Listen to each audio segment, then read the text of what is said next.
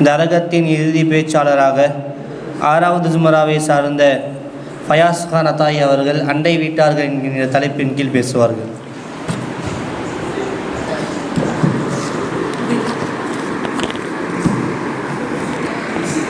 உபஷீருக்கும் தஹியத் சலாம். அஸ்ஸலாமு அலைக்கும் வரஹ்மத்துல்லாஹி வபரகாத்துஹு.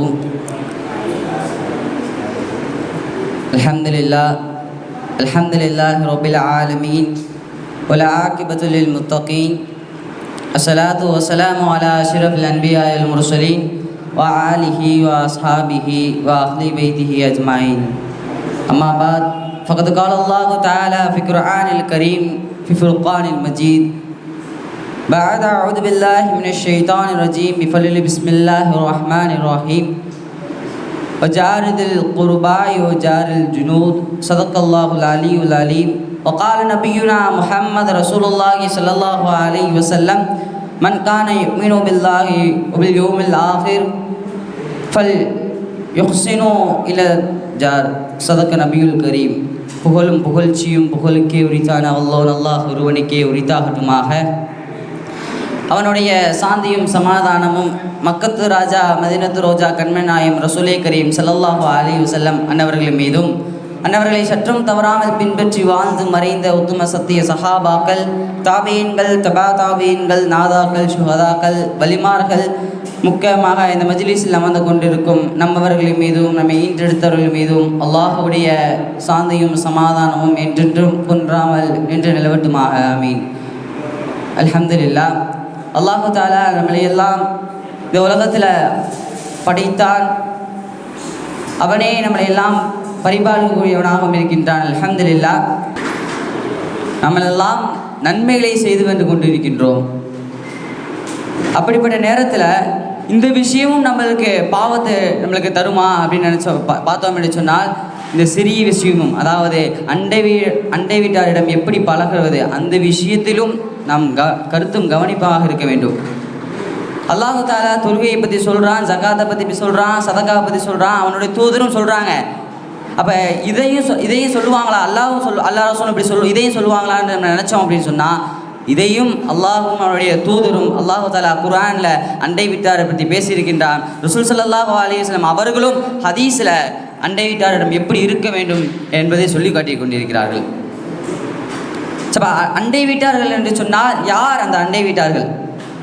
நம்ம பக்கத்தில் வீட்டில் இருக்கவங்க, அவங்களும் அண்டை வீட்டார்கள் தான். நம்ம நண்பர்களும் அண்டை வீட்டார்கள் தான். நம்முடைய பகைத்தவர், நம்முடைய எதிரியும் அவர் அண்டை வீட்டார். ஒரு முஸ்லீம் அல்ல முஸ்லீம் அல்லாத மனிதர்களும் அண்டை வீட்டார்கள் தான். இப்போ ஒரு முஸ்லீம் அண்டை வீட்டார், நம்ம அண்டை வீட்டார் நம்ம பாதுகாக்க இருக்கணும், கடமைகளை செய்யணும் அப்படின்னு சொன்னால் ஒரு முஸ்லீமாக தான் செய்யலாம். அதே மற்ற மதத்தில் இருக்கவங்களை செய்யணுமான்னு கேட்டால் நபி ஸல்லல்லாஹு அலைஹி வஸல்லம் சொல்கிறாங்க, உங்களுடைய அண்டை வீட்டார் மற்ற மதத்தில் இருந்தாங்களோ அவங்களிடமும் நீங்கள் நன்றாக ஒரு அனுபவம் அவங்களிடம் நீங்கள் கற்றுக்கொள்ளுங்க என்று நபி ஸல்லல்லாஹு அலைஹி வஸல்லம் சொல்கிறாங்க. அது மட்டும் இல்லாமல் நபி ஸல்லல்லாஹு அலைஹி வஸல்லம் சொல்கிறாங்க எப்படி அந்த அண்டை வீட்டாரிடம் நடந்து கொள்ள வேண்டும். சற்று ஒரு சிறிய விஷயம், நேசிப்பது மட்டும் அண்டை வீட்டாருக்கு செய்ய வேண்டிய கடமைகள் அல்ல. அண்டை வீட்டாரை பற்றி அதிகமான விஷயங்கள் இருக்கிறது. அது ஜிப்ரீல் அலைஹிஸ்ஸலாம் அவர்கள் மாணவர் ஜிப்ரீல் அலைஹிஸ்ஸலாம் அவர்கள் நபி ஸல்லல்லாஹு அலைஹி வஸல்லம் அண்டை வீட்டாருடைய கடமைகளை இஸ்லாம் அவர்கள் அண்டை வீட்டாரை பற்றி ரசூலுல்லாஹ்விட சொல்லிக்கிட்டே வராங்க. அண்டை வீட்டாருடைய உரிமைகளை பற்றி சொல்லிக்கிட்டே வராங்க. அப்போ ரசூல் ஸல்லல்லாஹு அலைஹி வஸல்லம் எந்த அளவிற்கு நினச்சிட்டாங்கன்னு சொன்னால், ஜிப்ரீல் அலைஹிஸ்ஸலாம் சொல்லிக்கிட்டே இருக்கப்ப ஜிப்ரீல் அலைஹிஸ்ஸலாம் இது சொல்லிடுவாங்களோ, அண்டை வீட்டாருக்கும் நம்ம வாரிசு உரிமை கொடுத்தணும், சொத்துல ஒரு வாரிசு உரிமை ஆக்கிடுவாங்களோ அப்படின்னு அந்த அளவுக்கு நினச்சிட்டாங்க ரசூல் ஸல்லல்லாஹு அலைஹி வஸல்லம் அவர்கள்.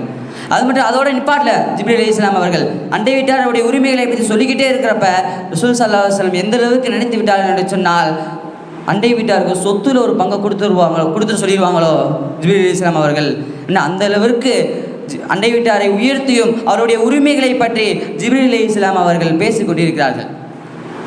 ஒரு மனிதர் நபி ஸல்லல்லாஹு அலைஹி வஸல்லம் அவர்களிடமிருந்து, அல்லாஹ்வின் தூதரே, நான் நற்செயலை செய்கிறேனா இல்லை தீய விஷயத்தை செய்கிறேனா என்று சொல்லுங்க அப்படின்னு கேட்குறப்ப ரசூல் ஸல்லல்லாஹு அலைஹி வஸல்லம் சொல்கிறாங்க, உன்னுடைய அண்டை வீட்டார் இருப்பார் அல்லவா, உன்னுடைய அண்டை வீட்டாரிடம் சென்று நீ கேளு. அவங்க என்ன சொல்கிறாங்களோ, நீ நல்லவனாக நீ நல்ல செய்கிறப்பா அப்படின்னா நீ நல்லது செய்கிற, நீ தீய விஷயத்தை செய்கிறப்பா அப்படின்னு அண்டை வீட்டார் சொன்னார் என்று சொன்னால் நீ நற்செயலை செய்கிறாய், தீய செயலை செய்கிறாய்.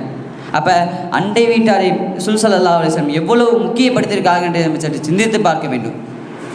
அது மட்டும் இல்லாமல் நபி ஸல்லல்லாஹு அலைஹி வஸல்லம் எந்த அளவிற்கு அந்த அண்டை வீட்டாரை பற்றி சொல்லியிருக்காங்கன்னு சொன்னால், உன்னுடைய வீட்டில் நீ ஒரு ஆணம் காய்ச்சினால் அந்த ஆணத்தில் அண்டை வீட்டாருக்கும் கொடு.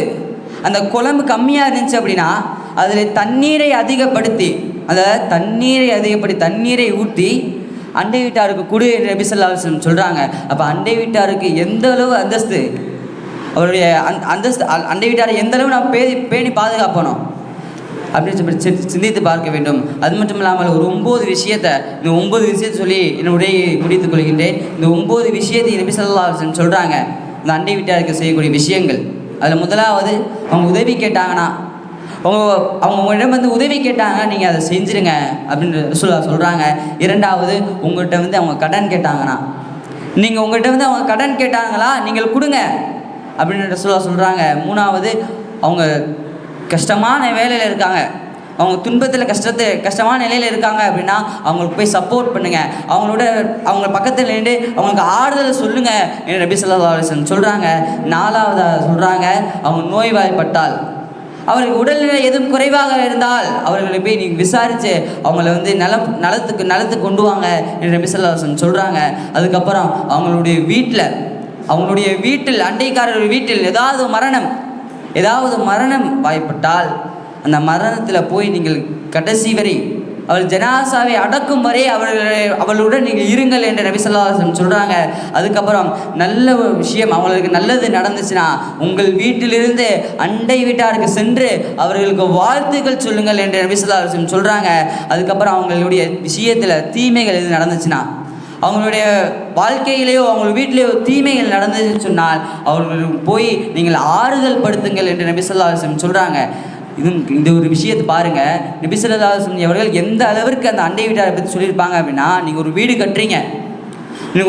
கட்டுறீங்க, அந்த வீடுடைய செவுறு அது உயரமாக கட்டணும்னு நினச்சிங்க அப்படின்னா அவங்களுக்கு காற்று வருமா, பக்கத்து வீட்டுக்காரங்க போயிட்டு உங்களுக்கு எந்த பிரச்சனை இல்லையே, இந்த செவுரை உயர்ந்ததுனால உங்களுக்கு எதுவும் பிரச்சனை இல்லையே அப்படின்னு, அவங்க பிரச்சனை இல்லைன்னா நீங்கள் கட்டுங்க, அவங்க எனக்கு பிரச்சனை அப்படின்னு சொன்னால் அந்த செவுரை உயர்த்தாதீங்கன்னு நபி ஸல்லல்லாஹு அலைஹி வஸல்லம் சொல்கிறாங்க.